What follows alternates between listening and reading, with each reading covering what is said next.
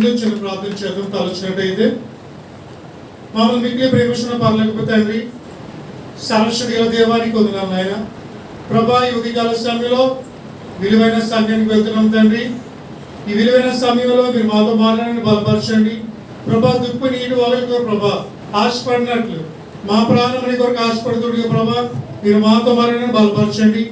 వాక్యం ద్వారా మా బుద్ధి స్నానం చేయించండి ఆయన ప్రభా. నీ వాక్యం సెలవిస్తున్నాయన మనుషులు రొట్టె వాళ్ళు కాదు కానీ నా నోటి నుండి వచ్చి ప్రతి మాట మన జీవిస్తాను వాక్యం సెలవిస్తుంది కాబట్టి ప్రభా, ఈ వాక్య విధితోడిగా నీ ఆత్మీయ ఆవరణంలో ఉంచండి. ప్రతి కుమార్తెను మాట్లాడండి ఆయన. వారికి కావాల్సిన ఆత్మీయ ఆహారం దయచేయండి ఆయన ప్రభా. ఈ వాక్యం ద్వారా ప్రతి బిడ్డతో ప్రత్యేకంగా మాట్లాడండి తండ్రి ప్రభా. ఆశల ప్రాణం తృప్తిపరిచే దేవుడు తండ్రి. ఎవరైతే ఆశతో వచ్చారు ప్రభా, వాళ్ళ ఆశల ప్రాణం తృప్తిపరచండి ఆయన తండ్రి. అదేవిధంగా ప్రభా, ముఖ్యంగా అల్పుడను ఐక్యులను ప్రభాని కూడా అడ్డు కాదు నాయన. ఒకసారి నాతో మాట్లాడి బలపరచండి. ఈ వాక్య విధితుడిగా నీ పరిశుద్ధాత్మ కంచి ఈ ఆవరణలో నా చుట్టూ ఉంచండి. నువ్వు నాతో మాట్లాడి బలపరచమని, ప్రతి ఒక్కరితో ప్రత్యేకంగా మాట్లాడమని ఈ చిన్న ప్రార్థన ప్రభు అయిన యేసుక్రీస్తు అతి పరిశుద్ధ నామములో వినయంతో రచనాం తండ్రి, ఆమేన్. హల్లెలూయా, హల్లెలూయా. ఈ ఉదయకాల సమయంలో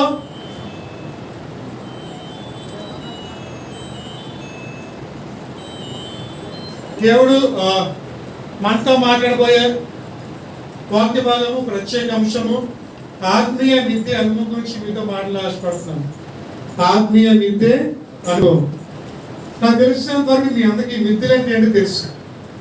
పాత రోజుల్లో ఈ తాటికలతో ఇల్లు కట్టినప్పుడు లోపల మిద్దెలు పెడుతూ ఉండేవారు. మట్టితో మిద్దెలు వేసేవారు.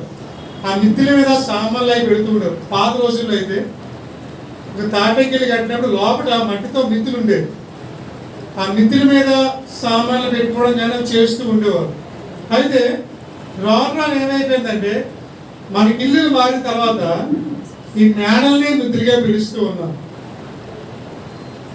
ఈ స్లాబ్లు అవన్నీ వచ్చిన తర్వాత, బిల్డింగ్లు వచ్చిన తర్వాత మనం మిద్దె అంటాము, లేకపోతే స్లాబ్ అంటాం, లేకపోతే ఇంకా చూస్తే డాబాని కొంతమంది పిలుస్తూ ఉంటారు.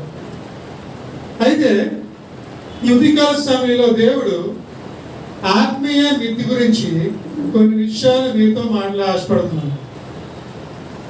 లేఖనం నుంచి మత్తయి సువార్త 24:17 వచ్చి చూసినట్టయితే, మత్తయి సువార్త 24:17 మిద్దె మీద ఉండేవాడు తన ఇంటిలో నుండి ఏదైనా తీసుకొని పోవుటకు దిగకూడదు. హల్లెలూయా. మిద్దె మీద ఉన్నవాడు, ఎవరైతే పైన ఉన్నారో, పై స్థాయిలో ఉన్నారో వారు తన ఇంటిలో నుండి ఏదైనా తీసుకోపోవడానికి కిందకి రాకూడదు అని వాక్యం సెలవిస్తూ ఉంది. ఈ వాక్యం చూసినట్టయితే దేవుడు రెండో రాకడ సమయంలో శిష్యులతో దేవుడు మాట్లాడుతున్న సందర్భం ఇది.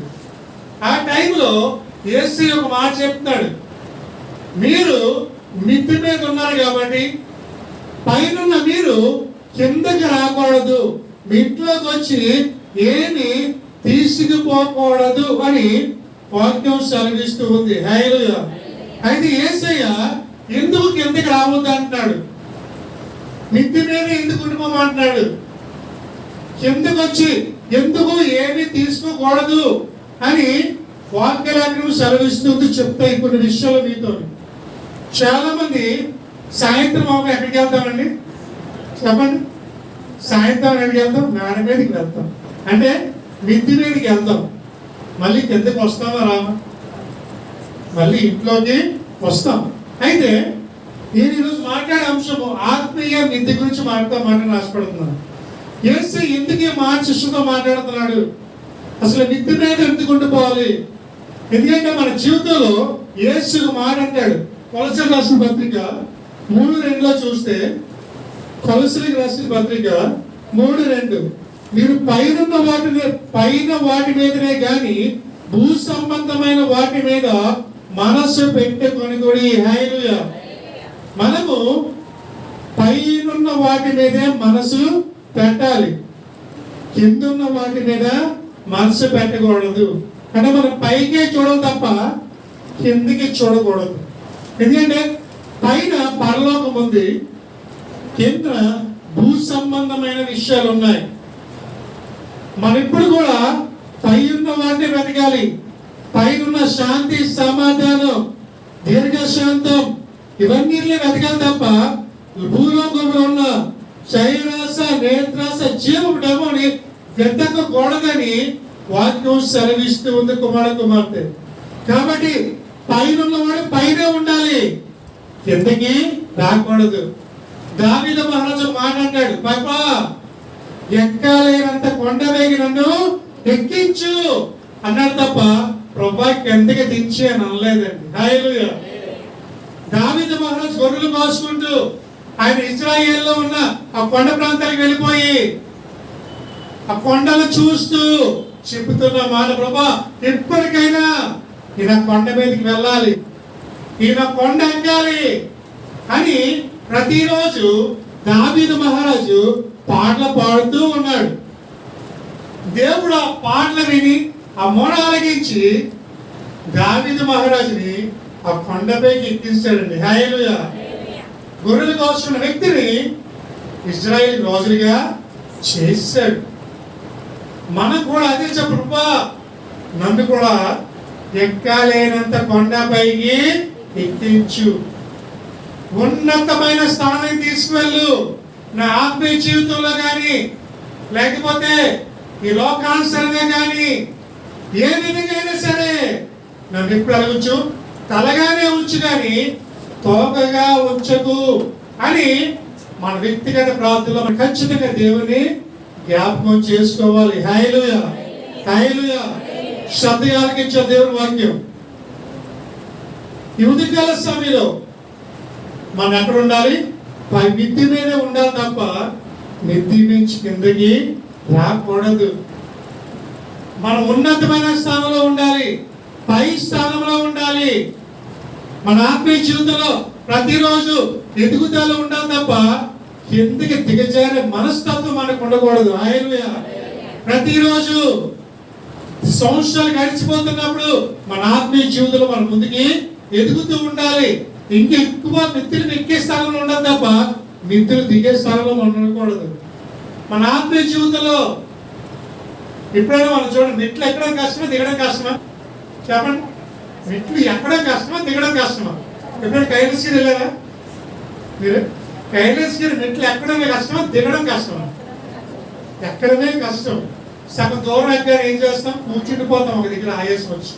ఎందుకంటే మెట్లు ఎక్కికోవద్దు కూడా మనకి ఆయాసం వస్తుంది, కానీ దిగడం చాలా సులువు వచ్చింది. పడుకుంటే దొడ్డును మనకే కిందకు వచ్చేస్తుంది. అంటే ఆత్మీయ జీవితంలో ఎదగడం కష్టం, దిగజారిపోవడం చాలా ఈజీ అండి. ఒక వ్యక్తికి మంచి పేరు తెచ్చుకోవాలంటే ఎంతో కష్టపడాలి, ఎన్నో సంవత్సరాలు కష్టపడితే కానీ మంచి పేరు రాదు. అదే వ్యక్తి ఒక చిన్న చెడ్డ పని చేస్తే చాలు, ఇన్ని సంవత్సరాలు ఆత్మీయ జీవితం ఏమైపోద్ది, ఒక్కసారి కింద పడిపోద్ది. హల్లెలూయా. కాబట్టి ప్రియమైన సోదర సోదరి, మనం ప్రతిరోజు మెట్లు ఎక్కను ఉండాలి తప్ప దిగే అనుభవం ఉండకూడదు ఆత్మీయ జీవితంలో. హల్లెలూయా. అయితే మిద్ది మీద ఉన్నవాడు ఏ విధంగా ఉండాలి అని 2 విషయాలు మీతో పంచుకుంటాను. చూడండి ఒకసారి. మొదటి సమూయేలు గ్రంథం 9వ అధ్యాయం 25వ వచనం. మొదటి సమూయేలు గ్రంథం 9:25.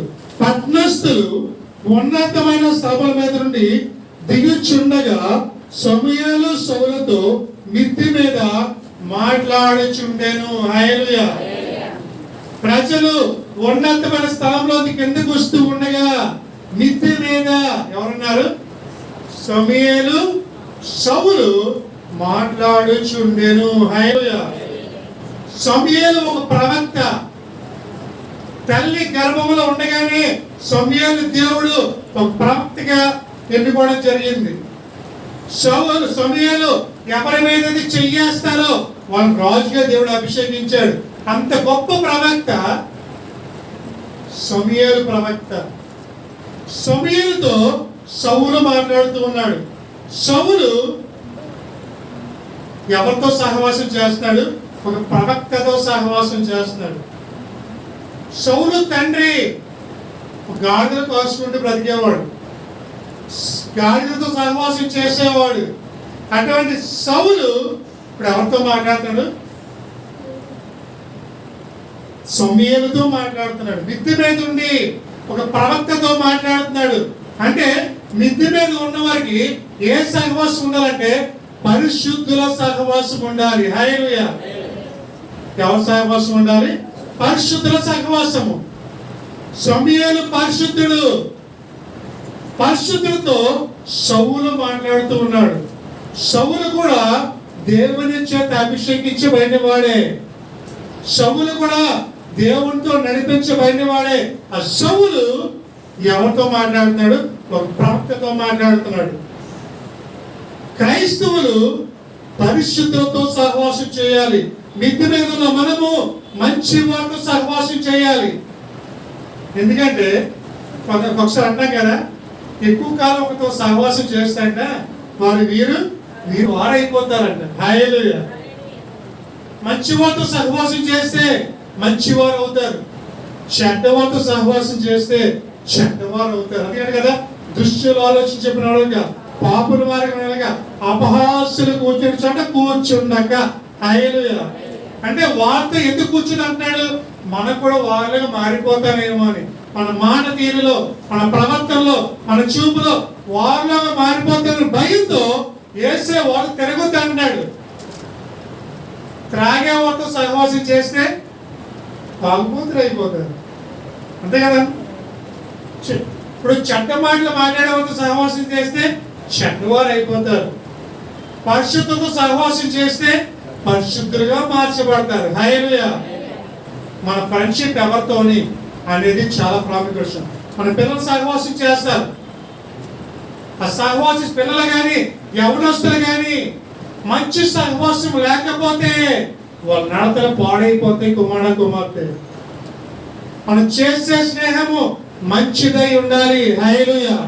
హల్లెలూయా. మన స్నేహం ఏమంత ఉండాలి? మంచిదై ఉండాలి. పరిశుద్ధుల సహవాసం కలిగి ఉండాలి. ఎప్పుడైతే పరిశుద్ధుల సహవాసం కలిగి ఉంటామో, మంచి వారితో ఉంటామో, అప్పుడు మనకు కూడా ఏమవుతాం? పరిశుద్ధులుగా మార్చబడతాం. హల్లెలూయా. హల్లెలూయా. కాబట్టి మన స్నేహం ఏమవ్వాలి? మారాలి. మారాలి మారాలి మారాలి. ఆ మారిన మనసు దేవునికి ఫలితాలు ఉంటుంది. మారాలి మారాలి మారాలి. ఆ మారిన మనసు దేవునికి ఇస్తే ఉంటుంది. మారమంటూ దేశం చేస్తారు. ఆ దేశంలోనే లోకాన్నంతా మోసం చేస్తారు. మారమంటూ చేస్తారు. ఆ దేశంలోనే లోకాన్నంతా మోసం చేస్తారు. మారాలి మారాలి మారాలి. ఆ మారిన మనసు దేవునికి ఫలితం ఉంటుంది. మారాలి మారాలి మనసు మారాలి. ఆ మారిన మనసు దేవునికి ఫలితం ఉంటుంది. హల్లెలూయా. మనం ఎప్పుడైతే మన మనసు మార్చుకొని మన మనసు దేవునికి ఇస్తామో అప్పుడు మనం పరిశుద్ధులు అవుతాం. మనం దేవునితో సహవాసం కలిగి ఉంటే మనం కూడా ఏమవుతాం? ఎందుకంటే యేసే పరిశుద్ధుడు, నేను పరిశుద్ధుడు కనుక మీరు కూడా పరిశుద్ధులై ఉండుడని వాక్యం సెలవిస్తూ ఉంది. కుమార్తె మనం ఎలా ఉండాలి? తక్కువ చెప్పండి, పరిశుద్ధంగా ఉండాలని చెప్పండి పక్క వారికి. ఆమె ఒకసారి గడిగా ప్రియమైన కుమార్తె ఈ ఉదయకాల సభ్యులు మంచి వారితో స్నేహం చేయడం ప్రయత్నం చేయండి. నువ్వు మాట్లాడేటప్పుడు మంచివాడా కాదా అనేది మనం చూసుకోవాలి. అప్పుడే మన ఆత్మీయ జీవితంలో బలపడతాం. అయితే సౌలు రాజు బెన్యామీను గోత్రానికి చెందినవాడు. సౌలు 40 సంవత్సరాలు ఇశ్రాయేలు పరిపాలించాడు. ఈ 40 సంవత్సరాలు 2 సంవత్సరాలే పరిశుద్ధ సహవాసం ఉంది. 38 సంవత్సరాలు పరిశుద్ధ సహవాసాన్ని కోల్పోయాడు. సౌలు మిద్ది మీద ఉండవలసిన ఏమో తెలుసండి, మిద్ది కిందకి వచ్చాడు. దేవుని చేత అభిషేకించబడిన వాడు, సౌలు రాజుగా ఎన్నుకోబడిన వాడు, ఇజ్రాయేల్ దేశానికి మొట్టమొదటి రాజు సౌలు. ఆ రాజు స్థలంలో ఉన్నవాడు, ప్రజలను పరిశుద్ధంగా నడిపించవలసిన వాడు, అన్య దేవతలు పూజించడం స్టార్ట్ చేశాడు, జ్యోతిష్యాలు చెప్పించడం స్టార్ట్ చేశాడు, బయట దేవతల్ని పూజించడం స్టార్ట్ చేశాడు, దుష్టాత్మతో సాంగత్యం స్టార్ట్ చేశాడు. ఎంత దౌర్భాగ్య స్థితిలో గెలిపాడు చూడండి. ఆత్మీయ మితి మీద ఉండవలసిన వాడు ఆత్మీయ మితి కిందకి దిగి వచ్చాడు. ప్రియమైన సోదర సోదరి, మనం ఫలించాలంటే, ఆత్మీయ అభివృద్ధి చెందాలంటే మన ఆత్మీయ మితి మీద ఎప్పుడు అలాగే ఉండాలి, కిందకి రాకూడదు. సౌలు రాజుగా ఉన్నప్పటికీ దేవుని సహవాసాన్ని కోల్పోయాడు. దేవునితో నడవలసిన సౌలు దుష్టాత్మతోని ఏ స్థాయికి వెళ్ళిపోయాడంటే జ్యోతిష్కు చెప్పించుకుంటున్నాడండి. నా దేశం ఏమైపోతుంది, నా రాష్ట్రం ఏమైపోతుంది అంటే దేవుడితో ఉండవలసిన వాడు అన్నిలోకి వెళ్ళిపోయాడు. 38 సంవత్సరాలు అలా పరిపాలించాడు రాజ్యాన్ని. అది దేవుడు చూశాడు, ఇంకితనికి లాభం లేదు, ఇతను నా సహవాసాన్ని కోల్పోయాడు కాబట్టి ఇతను ఇమీడియట్ ఏం చేయాలి, రాజుగా ఉన్న స్థానాన్ని దించేయాలనుకున్నాడు అంతే. సౌలు పడుకోవడానికి కారణము తన ఆత్మీయ నిత్య సహవాసం కోల్పోయాడు, అపరిశుద్ధుల సహవాసం కోల్పోయాడు. సమూయేలుతో ఉండవలసిన సౌలు ఇప్పుడు ఏమైపోయాడు, సమూయేలును విడిచిపెట్టి అన్య దేవతలను పూజిస్తూ ఉన్నాడు. కుమార్తె వాక్యం సెలవిస్తూ ఉంది కదా, వాటిని పూజించేవారు కూడా అటువంటి వారే.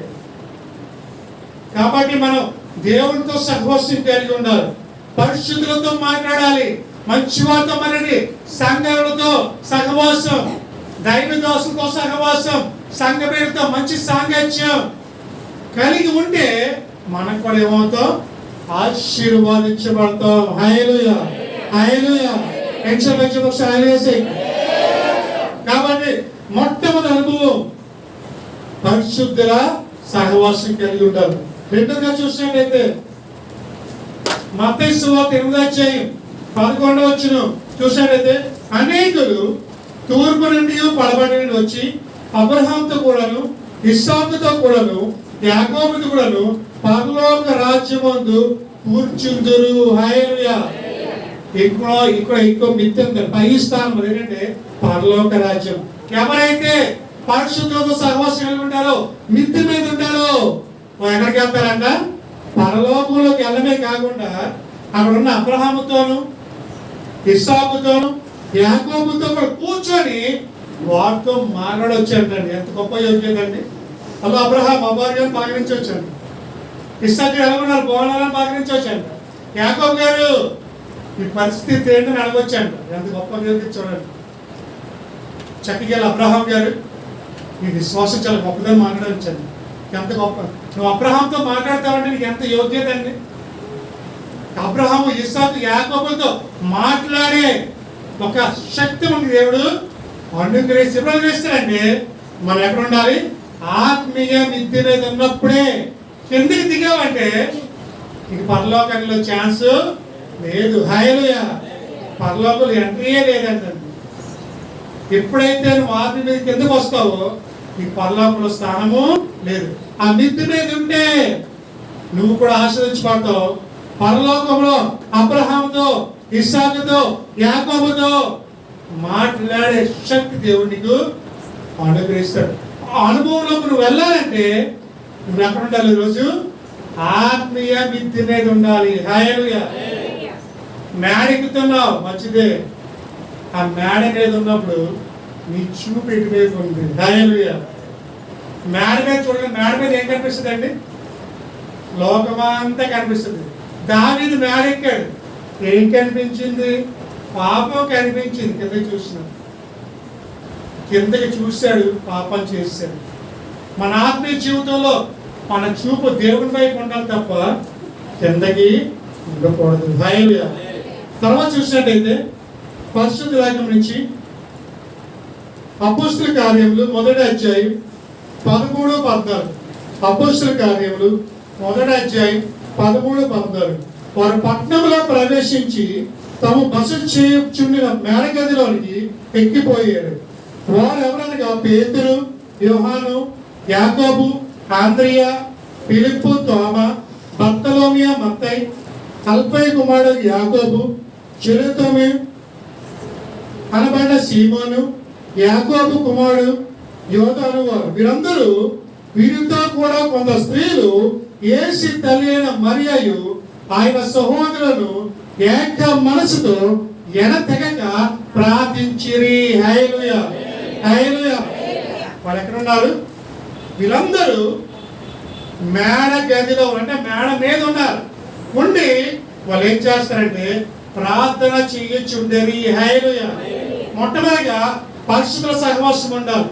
రెండోదిగా మేడ మీద ఉండాలంటే ప్రార్థన జీవితం కలిగి ఉండాలి. హల్లెలూయా, హల్లెలూయా. ఏ జీవితం కలిగి ఉండాలి? ప్రార్థన జీవితం.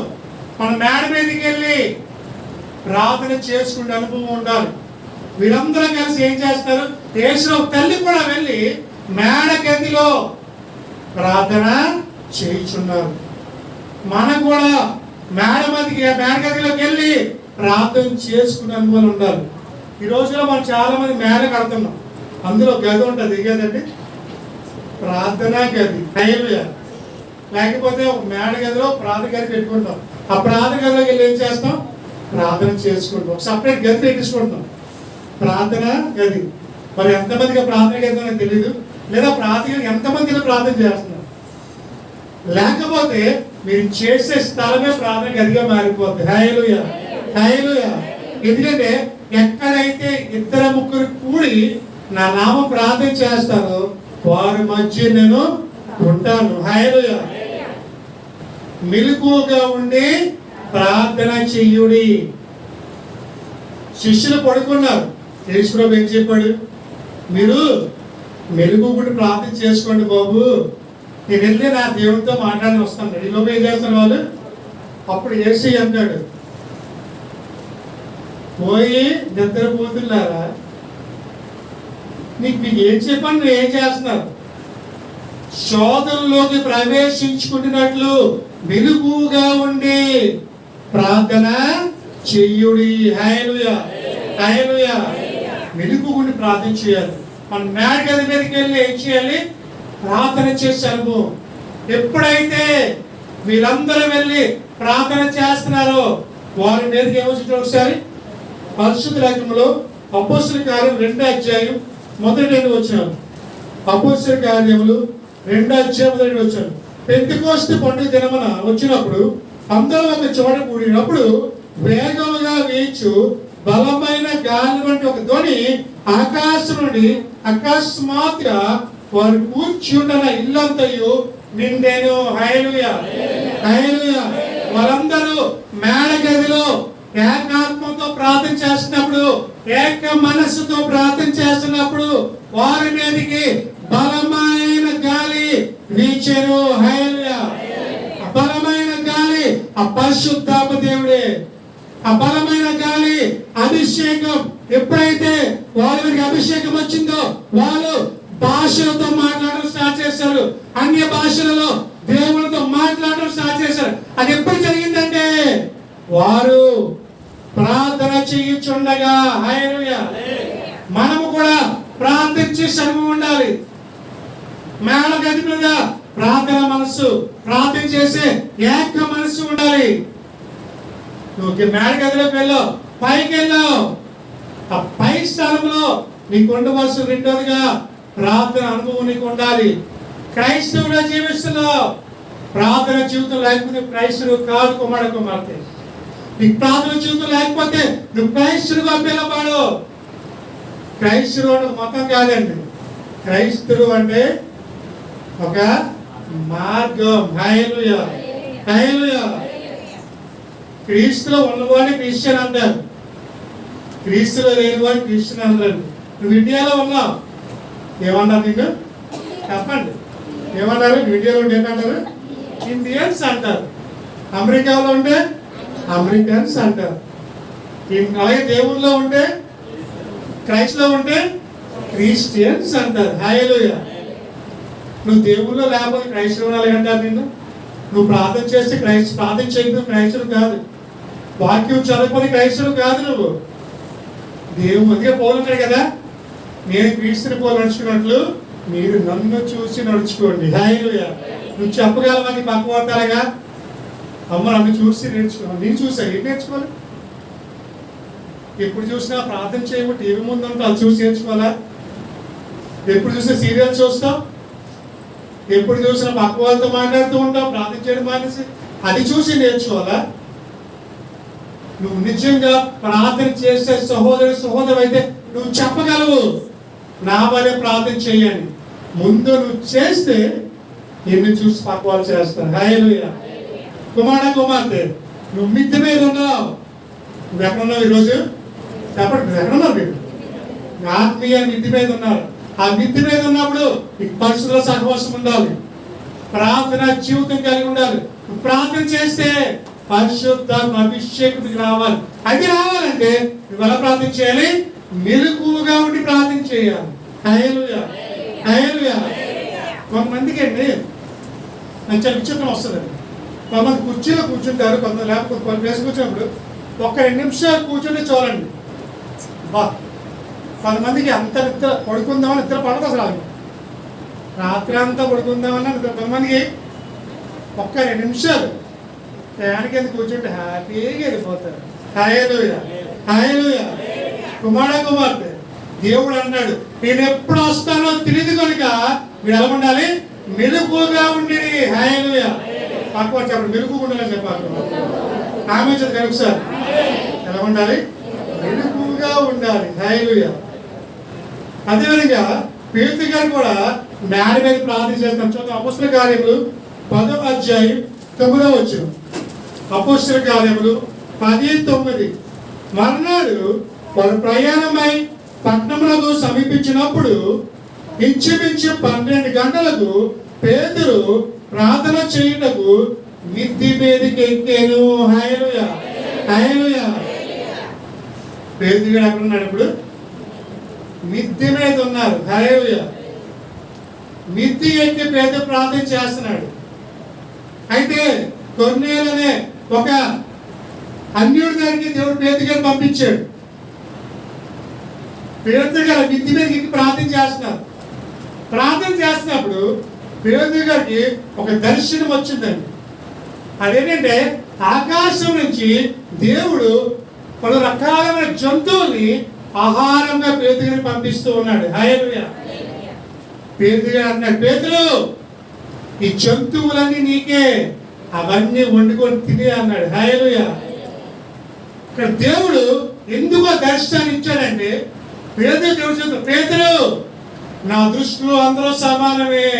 హల్లెలూయా. నాకు ఆ జంతువు ఈ జంతువు అని లేదు. అయితే దేవుడు కొన్ని తినమన్నాడు, కొన్ని తినొద్దన్నాడు. అది మనం ఆలోచించుకోవాలి. కొన్ని దేశాలు ఉన్నాయి, మీకు తెలుసు ఆ దేశం పేరు కదండి. ఆ దేశంలో ఆ జంతువు ఈ జంతువు ఉండదండి. ఏ జంతువు అయినా పర్లేదు, తినే అంతే. కానీ మనం తినలేము, అది వేరే విషయం. అయితే పేతురు గారికి ఏమి తినొచ్చు అయ్యే పంపించాడు, అన్ని పంపించలేదండి. ఏ జంతువు తినొచ్చో జంతువులు పంపించాడు. పంపించి చేశాడు, ఈ జంతువులన్నీ నీకే. ఎందుకంటే నా దృష్టిలో కుల మత భేదాలు లేవు, నా దృష్టిలో ధనము పేదరికం అనేది లేదు, అందరూ నా దృష్టిలో సమానమే. హల్లెలూయా. దేవుడు లోకమును ఎంతో ప్రేమించెను. ఆ లోకములు అందరూ ఉన్నారండి. ఇండియా వాళ్ళు ఉన్నారు, పాకిస్తాన్ వాళ్ళు ఉన్నారు, ఆఫ్ఘనిస్తాన్ వాళ్ళు ఉన్నారు, అమెరికా వాళ్ళు ఉన్నారు, ఆస్ట్రేలియా, అందరూ ఉన్నారు. అందరినీ దేవుడు ఒకేలాగా ప్రేమించే వ్యక్తి. హల్లెలూయా. పేతురు కదా అన్నాడు, పేతురు, నువ్వు కొన్ని అన్యుడు కూడా ప్రేమించు, అతనికి వెళ్ళి ప్రార్థించి అన్నాడు. హల్లెలూయా. కాబట్టి సోదరు, నువ్వు క్రైస్తవులు అయితే అందరిని ఒకేలా ప్రేమించు, క్రైస్తవులు అయితే అందరిని ఒకేలా చేర్చుకో, క్రైస్తవులు అయితే అందరినీ ఒకే భావంతో చూడు. హల్లెలూయా. అప్పుడు దేవుడు నిన్ను ఆశీర్వదిస్తాడు. అంతేగాని పైసలు ఉన్నాడు అతనే ప్రేమిస్తాను, డబ్బున్నాడు ఆరింటికి వెళ్తాను, ఈ పేదలు ఇంటికి వెళ్ళను అనే బాణము క్రైస్తత్వానికి ఉండకూడదు. హల్లెలూయా. కుమార్తె పేతురు ఏం చేస్తున్నాడు? ఇప్పుడు మిద్దె మీద ప్రార్థన చేస్తున్నాడు. మన ఇంట్లోనే ప్రార్థన చేయడానికి మిద్దెకి ఏం చేస్తాడు? ఏమండి? మనం ఇంట్లో ఉండి ఏసీలు వేసుకొని మనం ప్రార్థన చేయాలి. ఇంట్లో ఉండి కొనలు పెట్టుకునే ప్రార్థన చేయాలి. ఇంట్లో ఉండి 2 ఫ్యాన్లు వేసుకునే ప్రార్థన చేయాలి. ఇంకా విద్యకే ప్రార్థన చేస్తారు. కానీ పేతురు గారు ఏం చేస్తున్నారు? మిద్దె మీద ప్రార్థన చేస్తున్నారు. కుమార్తె ఈరోజు ఉదయకాల సమయంలో నీ ఆత్మీయ మిద్దె భూమికి వెళ్ళనుంది. ఈరోజు ఆత్మీయ మిద్దె మీద ఉన్నావు, దిగజారిపోతున్నావు. ఆత్మీయ జీవితంలో కిందకి వెళ్ళిపోతున్నావా? ఒకప్పుడు ముమ్మారు ప్రార్థన చేస్తావు కదా, ఈరోజు వారికి ఒకసారి కూడా చేయట్లేదా? బాప్టిస్ట్ పొంది కొత్తలో పరుగులు తీస్తావు, సంఘానికి పరుగులు పెట్టావు. ఎక్కడ ప్రార్థన అయితే అక్కడ ఉండేదాన్ని. ఈరోజు ఏమైందమ్మా నీ ఆత్మీయ జీవితం? నువ్వు ఎక్కడున్నావు? ఈరోజు నీ ఆత్మీయ అనుభవం ఎక్కడున్నావు? పై పెట్టి కింద మీదకి వచ్చావా, లేకపోతే చివరి మీదకి వచ్చావా? కుమార్తె నువ్వు ఎప్పుడు ఎక్కడ ఉండాలి? దేవుడు వచ్చే వరకు మిద్దె పైన ఉండాలి, నువ్వు కిందకి రాకూడదు. నీ ఆత్మీయ జీవితంలో మొదటి రోజు ఎలా పరిగెత్తావు? కన్ను మూసినప్పుడు అలాగే పరిగెత్తాలి. హల్లెలూయా.